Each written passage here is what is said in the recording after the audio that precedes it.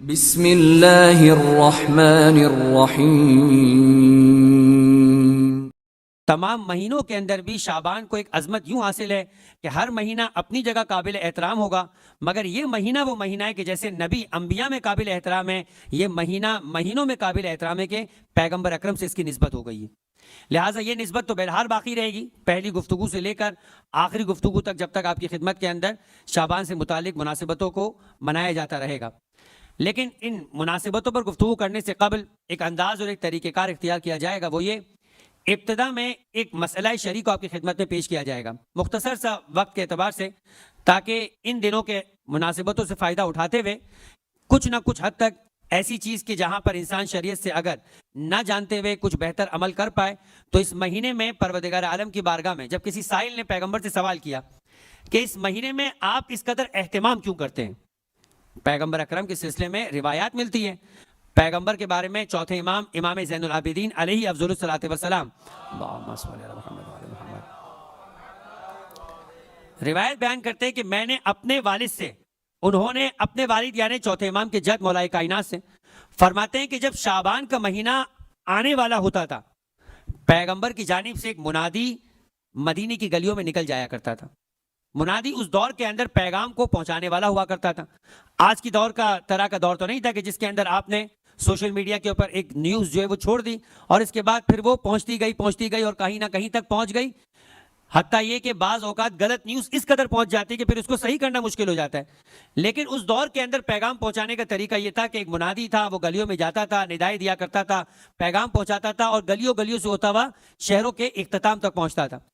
پیغمبر اکرم کو ایک پیغام پہنچانا تھا۔ جب بھی ماہ شعبان آتا تھا، مولا کائنات فرماتے ہیں کہ پیغمبر کی جانب سے ایک منادی آتا تھا، مدینے کی گلیوں میں گھومتا جاتا تھا اور یہ کہتا تھا کہ جا کر مدینے والوں سے کہو کہ اب جو مہینہ آنے والا ہے یہ مہینہ اللہ کے رسول کا مہینہ ہے، اور اللہ کے رسول یہ فرماتے کہ جو اس مہینے میں میری مدد کرے گا، اس مہینے میں خدا کی محبت کے خاطر اور میرے احترام کے خاطر اس مہینے میں روزہ رکھے گا، میں محمد مصطفیٰ وعدہ کرتا ہوں کہ قیامت کے دن اس کے لیے جنت کا وعدہ کروں گا۔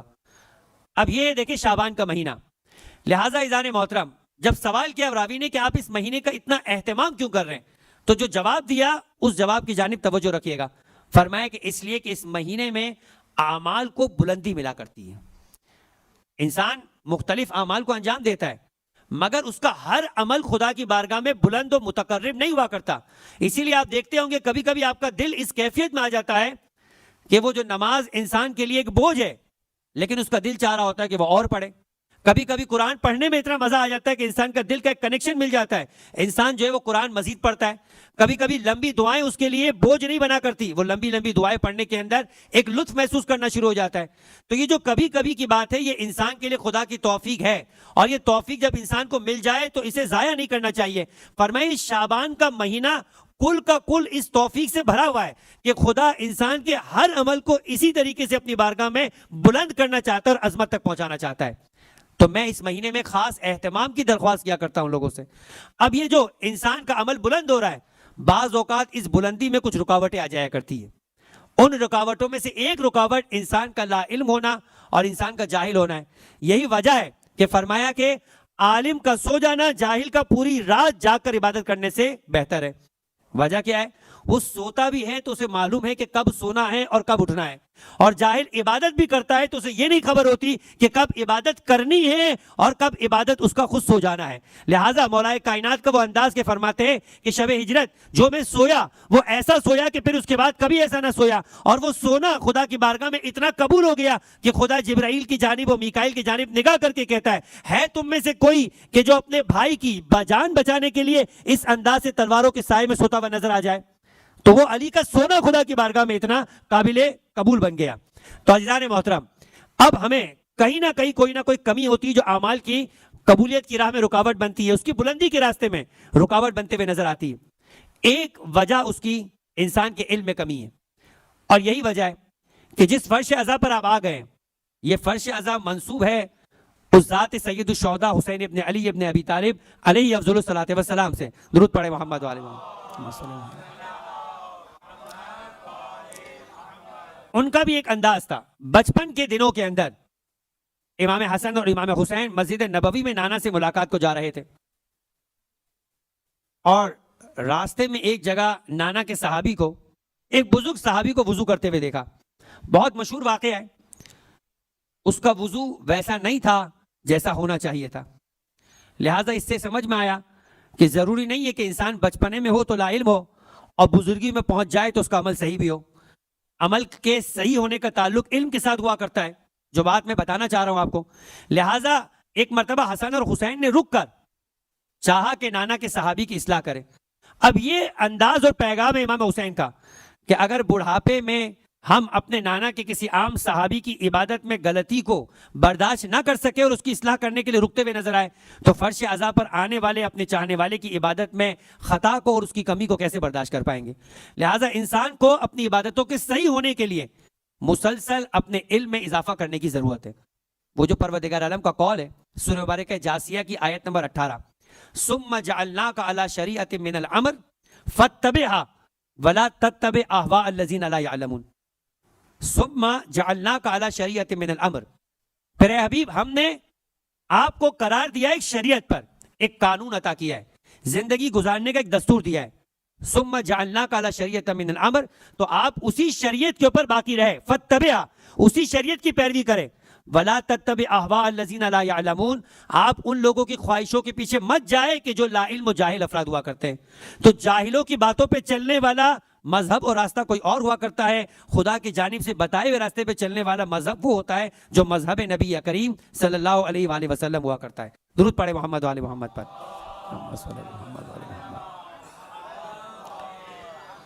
تو یہ مقدمہ تھا اس بات کو بیان کرنے کے لیے کہ گفتگو کی ابتدا کے اندر ایک مختصر سا مسئلہ شریع آپ کی خدمت میں ان گفتگو کے دوران جو آگے آنے والی ہے بیان کیا جائے گا. آج اس مسئلہ شریع کو آپ کو بیان کرنا ہے. تمہید سے آپ کو سمجھ میں آ گیا کہ شعبان کا مہینہ خاص عبادتوں کے اہتمام کا مہینہ ہے، اور ان خاص عبادتوں کے اہتمام کے اندر بھی سرنامہ کلام میں جو دعا پڑی وہ بھی یہ تھی کہ پیغمبر کی دعا ہے کہ جب رجب کی پہلی تاریخ آیا کرتی ہے، رجب کے چاند کو دیکھنے کے بعد پیغمبر یہ دعا پڑھا کرتے تھے. فرماتے تھے کہ اللہم بارک لنا فی رجب و شعبان، خدایا ہمارے لیے اس رجب اور شعبان میں برکتیں عطا کیا کرنا. خدا نے اسے بابرکت مہینہ بنایا ہے، مگر ہم اس برکتوں کو لینے والے بن جائے یہ ہمارا نصیب قرار دینا. فرمایا وَبَلِّغْنَا شَهْرَ رمضان، اور اس رجب اور شعبان کی برکتوں کو یوں سمیٹنے کی توفیق دینا کہ ہم ماہ رمضان تک پہنچ جائیں. ماہ رمضان تک ماہ رمضان آ جائے ایک الگ بات ہے، ہم ماہ رمضان تک پہنچنے کے قابل ہوئے نہیں ہوئے اہم سوال یہ ہے. پیغمبر دعا کر رہے رجب کے مہینے سے توجہ دلا رہے کہ تمہیں اختتام ماہ مبارک رمضان تک کرنا ہے، مگر یہ ماہ رمضان تک پہنچنا ہر ایک کو نصیب نہیں ہوگا. پیغمبر دعا کر کے کہہ رہے کہ پروردگار ان 2 مہینوں کو ہمارے لیے بابرکت بنا دے کہ ان کی برکتیں ہمیں اس قابل بنائے گی کہ ہم ماہ رمضان تک پہنچ جائیں گے. کہا کہ پھر کیا کرنا ہوگا؟ فرمایا وَأَعِنَّا عَلَى الصِّيَامِ وَالْقِيَامِ، پروردگار ہماری مدد کرنا ان دونوں مہینوں کے اندر سیام اور قیام پر، روزہ رکھنے پر اور تیری بارگاہ میں عبادت کرنے کے لیے کھڑے ہونے کے لیے. صرف یہ 2 کام کرنے سے کام پورا نہیں ہوگا، کچھ کرنا ہوتا ہے اور کچھ نہ کرنا ہوتا ہے. جب تک نہ کرنے والی چیزوں سے اپنے آپ کو بچائیں گے نہیں تو کرنا بھی بیکار ہو جائے گا. فرمایا وَأَعِنَّا عَلَى الصِّيَامِ وَالْقِيَامِ وَحِفْظِ اللِّسَانِ وَغَضِّ الْبَصَرِ. دیکھو تمہارا یہ قیام و سیام ضائع ہو جائے گا.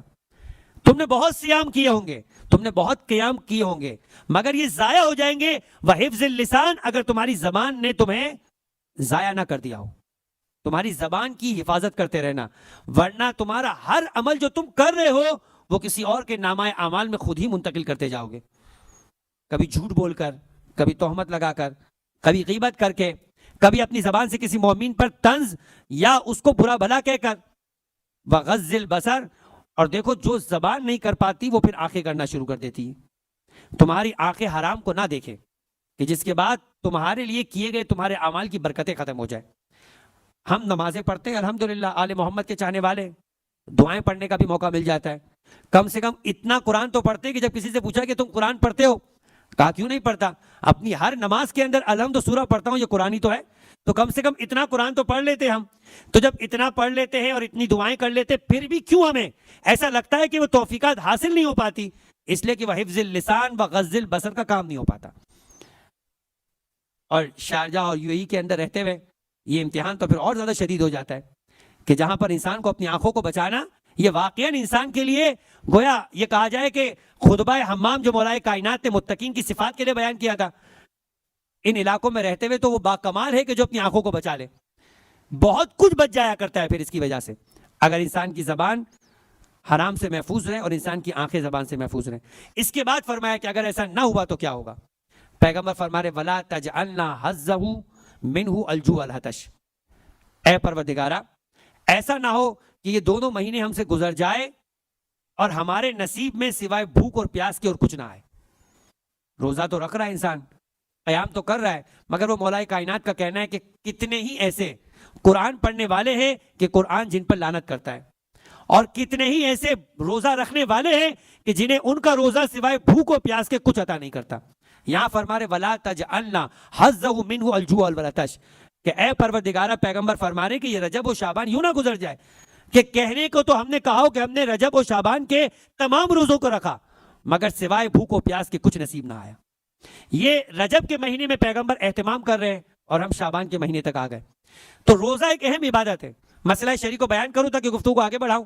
وہ یہ کہ فرماتے ہیں تمام مراجعین کا یہ مسئلہ ہے کہ لا یجوز تطوع الصوم لمن علیہ قضاء صوم قضاء شہر رمضان، کہ جس کے اوپر ماہ رمضان کا کوئی ایک روزہ بھی قضا ہو، فرق نہیں پڑتا کہ آنے والے جو رمضان ہے اس سے بالکل پچھلا رمضان کا روزہ قضا ہو یا زندگی میں کوئی رمضان کا روزہ ہے جو آپ رکھ نہ پائے، ماہ رمضان کا کوئی ایک روزہ بھی اگر آپ کی گردن پر موجود ہے تو آپ مستحب روزہ نہیں رکھ سکتے، سوائے یہ کہ آپ آج مسئلہ سن رہے ہیں اور آپ کے میں تو رکھتا آیا ہوں، اب اس کا کیا ہوگا؟